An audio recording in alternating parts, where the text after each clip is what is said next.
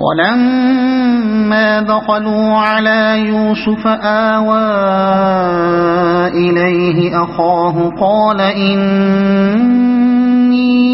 أَنَا أَخُوكَ فَلَا تَبْتَئِسْ بِمَا كَانُوا يَعْمَلُونَ۔ یہ لوگ یوسف کے حضور پہنچے تو اس نے اپنے بھائی کو اپنے پاس الگ بلا لیا اور اسے بتا دیا کہ میں تیرا وہی بھائی ہوں جو کھویا گیا تھا، اب تو ان باتوں کا غم نہ کر جو یہ لوگ کرتے رہے ہیں۔ اس فقرے میں وہ ساری داستان سمیٹ دی گئی ہے جو 21-22 برس کے بعد دونوں ماجائے بھائیوں کے ملنے پر پیش آئی ہوگی۔ حضرت یوسف علیہ السلام نے بتایا ہوگا کہ وہ کن حالات سے گزرتے ہوئے اس مرتبے پر پہنچے۔ بنیامین نے بتایا ہوگا کہ ان کے پیچھے سوتیلے بھائیوں نے ان کے ساتھ کیا کیا بدسلوکیاں کی۔ پھر حضرت یوسف علیہ السلام نے بھائی کو تسلی دی ہوگی کہ اب تم میرے پاس ہی رہو گے، ان ظالموں کے پنجے میں تم کو دوبارہ نہیں جانے دوں گا۔ بعید نہیں کہ اسی موقع پر دونوں بھائیوں میں یہ بھی طے ہو گیا ہوگا کہ بنیامین کو مصر میں روک رکھنے کے لیے کیا تدبیر کی جائے جس سے وہ پردہ بھی پڑا رہے جو حضرت یوسف علیہ السلام مصلحتاً ابھی ڈالے رکھنا چاہتے تھے۔ فَلَمَّا جَهَّزَهُم بِجَهَازِهِمْ جَعَلَ السِّقَايَةَ فِي رَحْلِ أَخِيهِ ثُمَّ أَذَّنَ مُؤَذِّنٌ أَيَّتُهَا الْعِيرُ إِنَّكُمْ لَسَارِقُونَ۔ جب یوسف ان بھائیوں کا سامان لدوانے لگا تو اس نے اپنے بھائی کے سامان میں اپنا پیالہ رکھ دیا، پھر ایک پکارنے والے نے پکار کر کہا، اے قافلے والو تم لوگ چور ہو، اپنے بھائی کے سامان میں اپنا پیالہ رکھ دیا۔ پیالہ رکھنے کا فعل غالباً حضرت یوسف علیہ السلام نے اپنے بھائی کی رضامندی سے اور اس کے علم میں کیا تھا، جیسا کہ اس سے پہلے والی آیت اشارہ کر رہی ہے۔ حضرت یوسف علیہ السلام اپنے مدتوں کے بچھڑے ہوئے بھائی کو ان ظالم سوتیلے بھائیوں کے پنجے سے چھڑانا چاہتے ہوں گے۔ بھائی خود بھی ان ظالموں کے ساتھ واپس نہ جانا چاہتا ہوگا، مگر علانیہ آپ کا اسے روکنا اور اس کا رک جانا بغیر اس کے ممکن نہ تھا کہ حضرت یوسف علیہ السلام اپنی شخصیت کو ظاہر کرتے، اور اس کا اظہار اس موقع پر مصلحت کے خلاف تھا۔ اس لیے دونوں بھائیوں میں مشورہ ہوا ہوگا کہ اسے روکنے کی یہ تدبیر کی جائے۔ اگرچہ تھوڑی دیر کے لیے اس میں بھائی کی سبکی تھی کہ اس پر چوری کا دھبا لگتا تھا، لیکن بعد میں یہ دھبا اس طرح بآسانی دھل سکتا تھا کہ دونوں بھائی اصل معاملے کو دنیا پر ظاہر کر دیں۔ تم لوگ چور ہو۔ اس آیت میں اور بعد والی آیات میں بھی کہیں ایسا کوئی اشارہ موجود نہیں ہے جس سے یہ گمان کیا جا سکے کہ حضرت یوسف علیہ السلام نے اپنے ملازموں کو اس راز میں شریک کیا تھا اور انہیں خود یہ سکھایا تھا کہ قافلے والوں پر جھوٹا الزام لگاؤ۔ واقعے کی سادہ صورت جو سمجھ میں آتی ہے وہ یہ ہے کہ پیالہ خاموشی کے ساتھ رکھ دیا گیا ہوگا، بعد میں جب سرکاری ملازموں نے اسے نہ پایا ہوگا تو قیاس کیا ہوگا کہ ہو نہ ہو یہ کام انہی قافلے والوں میں سے کسی کا ہے جو یہاں ٹھہرے ہوئے تھے۔ قالوا وأقبلوا عليهم ماذا تفقدون قالوا نفقد صواع الملك ولمن جاء به حمل بعير وأنا به زعيم قالوا تالله لقد علمتم ما جئنا لنفسد في الأرض وما كنا سارقين قالوا فما جزاؤه إن كنتم كاذبين۔ انہوں نے پلٹ کر پوچھا، تمہاری کیا چیز کھوئی گئی؟ سرکاری ملازموں نے کہا، بادشاہ کا پیمانہ ہم کو نہیں ملتا، اور ان کے جمعدار نے کہا، جو شخص لا کر دے گا اس کے لیے 1 بار شتر انعام ہے، اس کا میں ذمہ لیتا ہوں۔ ان بھائیوں نے کہا، خدا کی قسم تم لوگ خوب جانتے ہو کہ ہم اس ملک میں فساد کرنے نہیں آئے ہیں اور ہم چوریاں کرنے والے لوگ نہیں ہیں۔ انہوں نے کہا، اچھا اگر تمہاری بات جھوٹی نکلی تو چور کی کیا سزا ہے؟ قالوا جزاؤه من وجد في رحله فهو جزاؤه كذلك نجزي الظالمين۔ انہوں نے کہا، اس کی سزا جس کے سامان میں سے چیز نکلے وہ آپ ہی اپنی سزا میں رکھ لیا جائے، ہمارے ہاں تو ایسے ظالموں کو سزا دینے کا یہی طریقہ ہے۔ خیال رہے کہ یہ بھائی خاندان ابراہیمی کے افراد تھے، لہذا انہوں نے چوری کے معاملے میں جو قانون بیان کیا وہ شریعت ابراہیمی کا قانون تھا، یعنی یہ کہ چور اس شخص کی غلامی میں دے دیا جائے جس کا مال اس نے چرایا ہو۔ فبدأ بأوعيتهم قبل وعاء أخيه ثم استخرجها من وعاء أخيه كذلك كدنا ليوسف ما كان ليأخذ أخاه في دين الملك إلا أن يشاء الله نرفع درجات من نشاء وفوق كل ذي علم عليم۔ تب یوسف نے اپنے بھائی سے پہلے ان کی خرجیوں کی تلاشی لینی شروع کی، پھر اپنے بھائی کی خرجی سے گمشدہ چیز برآمد کر لی۔ اس طرح ہم نے یوسف کی تائید اپنی تدبیر سے کی۔ اس کا یہ کام نہ تھا کہ بادشاہ کے دین یعنی مصر کے شاہی قانون میں اپنے بھائی کو پکڑتا، الا یہ کہ اللہ ہی ایسا چاہے، ہم جس کے درجے چاہتے ہیں بلند کر دیتے ہیں، اور ایک علم رکھنے والا ایسا ہے جو ہر صاحب علم سے بالا تر ہے۔ ہم نے یوسف کی تائید اپنی تدبیر سے کی۔ یہاں یہ امر غور طلب ہے کہ اس پورے سلسلہ واقعات میں وہ کون سی تدبیر ہے جو حضرت یوسف علیہ السلام کی تائید میں براہ راست خدا کی طرف سے کی گئی۔ ظاہر ہے کہ پیالہ رکھنے کی تدبیر تو حضرت یوسف علیہ السلام نے خود کی تھی۔ یہ بھی ظاہر ہے کہ سرکاری ملازموں کا چوری کے شعبے میں قافلے والوں کو روکنا بھی حسب معمول وہ کام تھا جو ایسے مواقع پر سب سرکاری ملازم کیا کرتے ہیں۔ پھر وہ خاص خدائی تدبیر کون سی ہے؟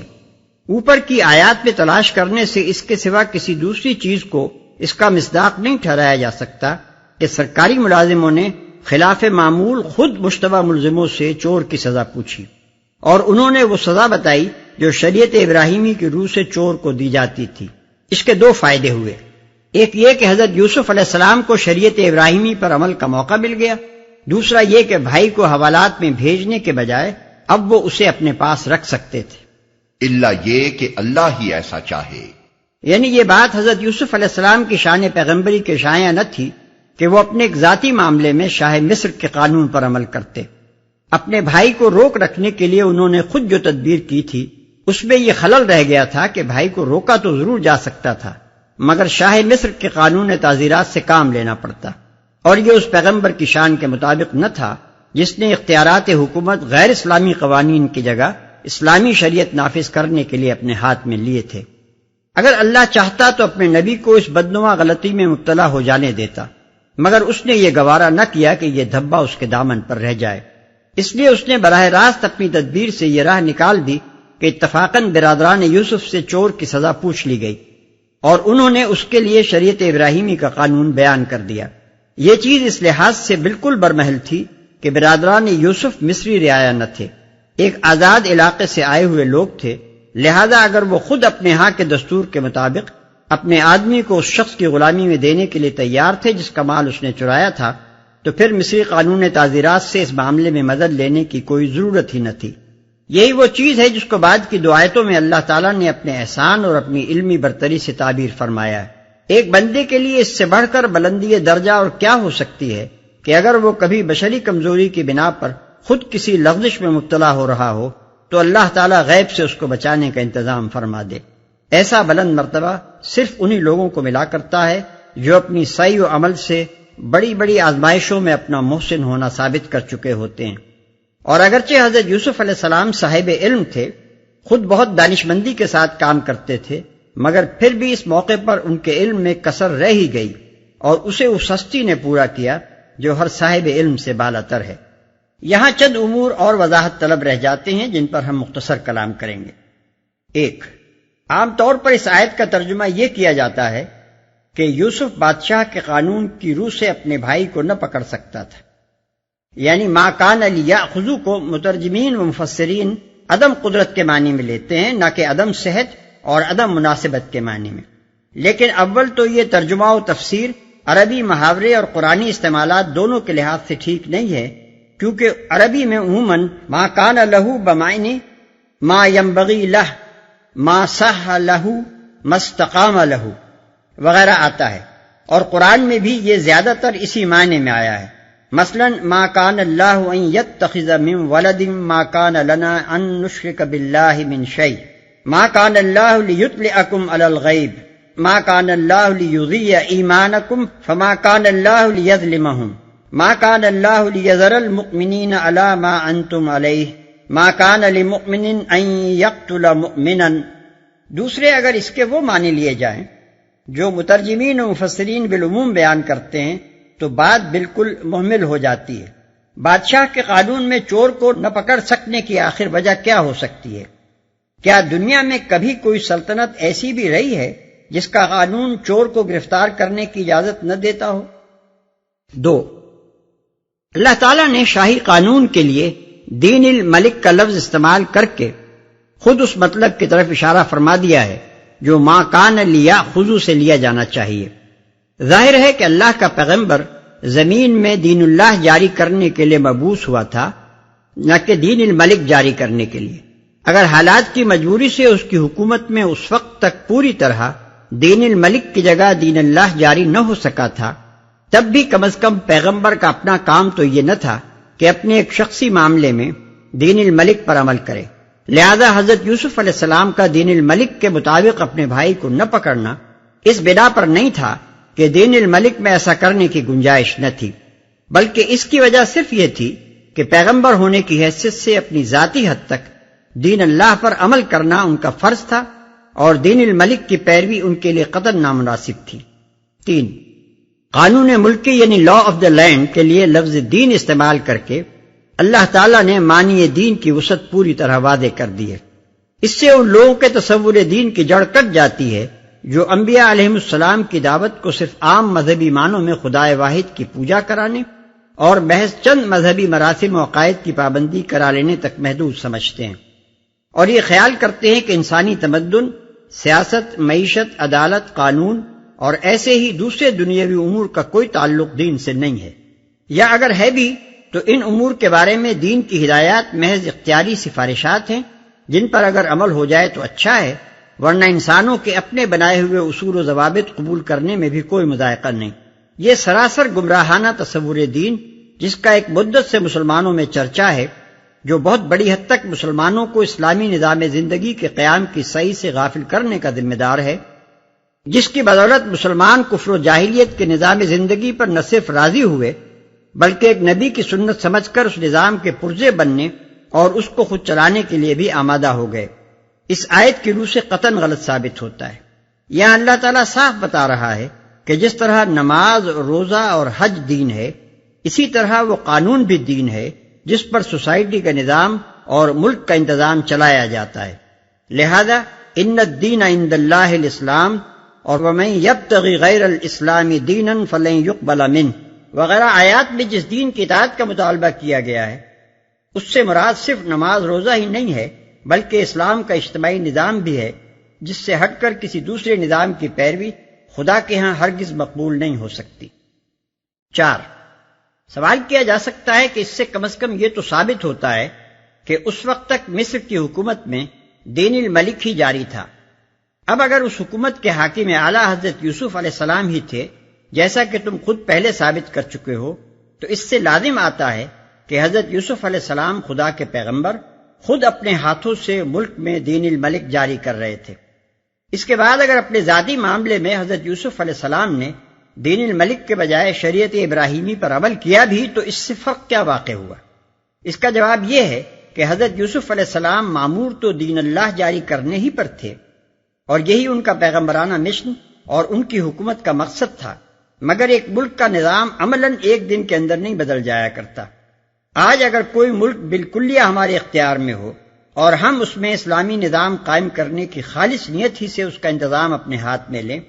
تب بھی اس کے نظام تمدن، نظام معاشی، نظام سیاست اور نظام عدالت و قانون کو بالفعل بدلتے بدلتے برسوں لگ جائیں گے، اور کچھ مدت تک ہم کو اپنے انتظام میں بھی سابق قوانین برقرار رکھنے پڑیں گے۔ کیا تاریخ اس بات پر شاہد نہیں ہے کہ خود نبی صلی اللہ علیہ وسلم کو بھی عرب کے نظام زندگی میں پورا اسلامی انقلاب برپا کرنے کے لیے 9-10 سال لگے تھے۔ اس دوران میں خاتم النبیین صلی اللہ علیہ وسلم کی اپنی حکومت میں چند سال شراب نوشی ہوتی رہی، سود لیا اور دیا جاتا رہا، جاہلیت کا قانون میراث جاری رہا، پرانے قوانین نکاح و طلاق برقرار رہے، بیوع فاسدہ کی بہت سی صورتیں عمل میں آتی رہیں، اور اسلامی قوانین دیوانی و فوجداری بھی اول روز ہی بتمام و کمال نافذ نہیں ہو گئے۔ پس اگر حضرت یوسف علیہ السلام کی حکومت میں ابتدائی 8-9 سال تک سابق مصری بادشاہت کے کچھ قوانین چلتے رہے ہوں تو اس میں تعجب کی کیا بات ہے؟ اور اس سے یہ دلیل کیسے نکل آتی ہے کہ خدا کا پیغمبر مصر میں خدا کے دین کو نہیں بلکہ بادشاہ کے دین کو جاری کرنے پر مامور تھا؟ رہی یہ بات کہ جب ملک میں دین الملک جاری تھا ہی تو آخر حضرت یوسف علیہ السلام کی اپنی ذات کے لیے اس پر عمل کرنا کیوں شایع نشان نہ تھا؟ تو یہ سوال بھی نبی صلی اللہ علیہ وسلم کے طریقے پر غور کرنے سے بآسانی حل ہو جاتا ہے۔ نبی صلی اللہ علیہ وسلم کی حکومت کے ابتدائی دور میں جب تک قوانین اسلامی جاری نہ ہوئے تھے، لوگ پرانے طریقے کے مطابق شراب پیتے رہے، مگر کیا حضور صلی اللہ علیہ وسلم نے بھی پی؟ لوگ سود لیتے دیتے تھے، مگر کیا آپ نے بھی سودی لین دین کیا؟ لوگ متع کرتے رہے اور جمع بین الاختین کرتے رہے، مگر کیا حضور صلی اللہ علیہ وسلم نے بھی ایسا کیا؟ اس سے معلوم ہوتا ہے کہ داعی اسلام کا عملی مجبوریوں کی بنا پر احکام اسلامی کے اجراء میں تدریج سے کام لینا اور چیز ہے، اور اس کا خود اس تدریج کے دور میں جاہلیت کے طریقوں پر عمل کرنا اور چیز۔ تدریج کی رخصتیں دوسروں کے لیے ہیں، داعی کا اپنا یہ کام نہیں ہے کہ خود ان طریقوں میں سے کسی پر عمل کرے جن کے مٹانے پر وہ مامور ہوا ہے۔ قالوا إن يسرق فقد سرق أخ له من قبل فأسرها يوسف في نفسه ولم يبدها لهم قال أنتم شر مكانا والله أعلم بما تصفون۔ ان بھائیوں نے کہا یہ چوری کرے تو کچھ تعجب کی بات بھی نہیں، اس سے پہلے اس کا بھائی یوسف بھی چوری کر چکا ہے۔ یوسف ان کی یہ بات سن کر پی گیا، حقیقت ان پر نہ کھولی، بس زیر لب اتنا کہہ کر رہ گیا کہ بڑے ہی برے ہو تم لوگ، میرے منہ در منہ مجھ پر جو الزام تم لگا رہے ہو اس کی حقیقت خدا خوب جانتا ہے۔ اس سے پہلے اس کا بھائی یوسف بھی چوری کر چکا ہے۔ یہ انہوں نے اپنی خفت مٹانے کے لیے کہا۔ پہلے کہہ چکے تھے کہ ہم لوگ چور نہیں ہیں، اب جو دیکھا کہ مال ہمارے بھائی کی خرجی سے برآمد ہو گیا ہے تو فوراً ایک جھوٹی بات بنا کر اپنے آپ کو اس بھائی سے الگ کر لیا اور اس کے ساتھ اس کے پہلے بھائی کو بھی لپیٹ لیا۔ اس سے اندازہ ہوتا ہے کہ حضرت یوسف علیہ السلام کے پیچھے بنیامین کے ساتھ ان بھائیوں کا کیا سلوک رہا ہوگا، اور کس بنا پر اس کی اور حضرت یوسف علیہ السلام کی یہ خواہش ہوگی کہ وہ ان کے ساتھ نہ جائے۔ قالوا يا أيها العزيز إن له أبا شيخا كبيرا فخذ أحدنا مكانه إنا نراك من المحسنين۔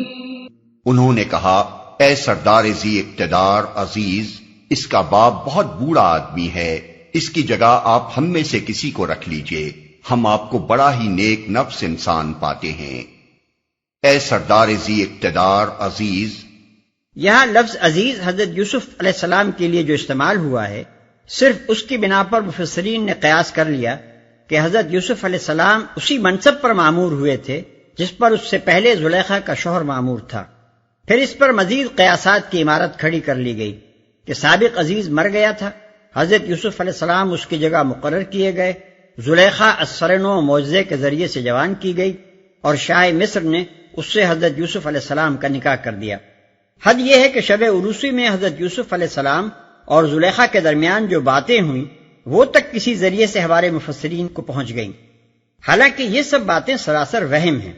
لفظ عزیز کے متعلق ہم پہلے کہہ چکے ہیں کہ یہ مصر میں کسی خاص منصب کا نام نہ تھا،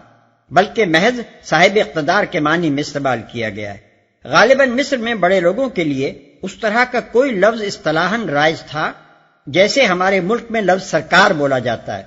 اسی کا ترجمہ قرآن میں عزیز کیا گیا ہے۔ رہا زلیخا سے حضرت یوسف علیہ السلام کا نکاح، تو اس افسانے کی بنیاد صرف یہ ہے کہ بائبل اور تلمود میں فوتی فرا کی بیٹی اسنات سے ان کے نکاح کی روایت بیان کی گئی ہے، اور زلیخا کے شوہر کا نام فوتیفار تھا۔ یہ چیزیں اسرائیلی روایات سے نقل در نقل ہوتی ہوئی مفسرین تک پہنچی، اور جیسا کہ زبانی افواہوں کا قاعدہ ہے، فوتی فرا بآسانی فوتیفار بن گیا،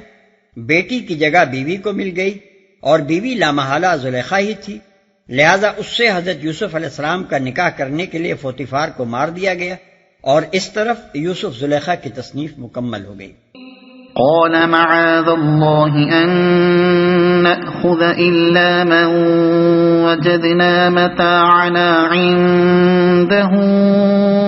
إنا إذا لظالمون۔ یوسف نے کہا، پناہ بخدا دوسرے کسی شخص کو ہم کیسے رکھ سکتے ہیں؟ جس کے پاس ہم نے اپنا مال پایا ہے اس کو چھوڑ کر دوسرے کو رکھیں گے تو ہم ظالم ہوں گے۔ جس کے پاس ہم نے اپنا مال پایا ہے۔ احتیاط ملاحظہ ہو کہ چور نہیں کہتے، بلکہ صرف یہ کہتے ہیں کہ جس کے پاس ہم نے اپنا مال پایا ہے۔ اسی کو اصطلاح شرع میں توریا کہتے ہیں، یعنی حقیقت پر پردہ ڈالنا یا امر واقعہ کو چھپانا۔ جب کسی مظلوم کو ظالم سے بچانے یا کسی بڑے مظلمہ کو دفع کرنے کی کوئی صورت اس کے سوا نہ ہو کہ کچھ خلاف واقعہ بات کہی جائے یا کوئی خلاف حقیقت ہیلا کیا جائے، تو ایسی صورت میں ایک پرہیزگار آدمی صریح جھوٹ بولنے سے اعتراض کرتے ہوئے ایسی بات کہنے یا ایسی تدبیر کرنے کی کوشش کرے گا جس سے حقیقت کو چھپا کر بدی کو دفع کیا جا سکے۔ ایسا کرنا شرع و اخلاق میں جائز ہے، بشرطے کہ محض کام نکالنے کے لیے ایسا نہ کیا جائے بلکہ کسی بڑی برائی کو دور کرنا ہو۔ اب دیکھیے کہ اس سارے معاملے میں حضرت یوسف علیہ السلام نے کس طرح جائز توریہ کی شرائط پوری کی ہیں۔ بھائی کی رضامندی سے اس کے سامان میں پیالہ رکھ دیا، مگر ملازموں سے یہ نہیں کہا کہ اس پر چوری کا الزام لگاؤ۔ پھر جب سرکاری ملازم چوری کے الزام میں ان لوگوں کو پکڑ لائے تو خاموشی کے ساتھ اٹھ کر تلاشی لے لی۔ پھر اب جو ان بھائیوں نے کہا کہ بنیامین کی جگہ ہم میں سے کسی کو رکھ لیجئے، تو اس کے جواب میں بس انہی کی بات ان پر الٹ دی کہ تمہارا اپنا فتویٰ یہ تھا کہ جس کے سامان میں سے تمہارا مال نکلے وہی رکھ لیا جائے، سو اب تمہارے سامنے بنیامین کے سامان میں سے ہمارا مال نکلا ہے اور اسی کو ہم رکھے لیتے ہیں، دوسرے کو اس کی جگہ کیسے رکھ سکتے ہیں؟ اس قسم کے توریہ کی مثالیں خود نبی صلی اللہ علیہ وسلم کے غزوات میں بھی ملتی ہیں، اور کسی دلیل سے بھی اس کو اخلاقاً معیوب نہیں کہا جا سکتا۔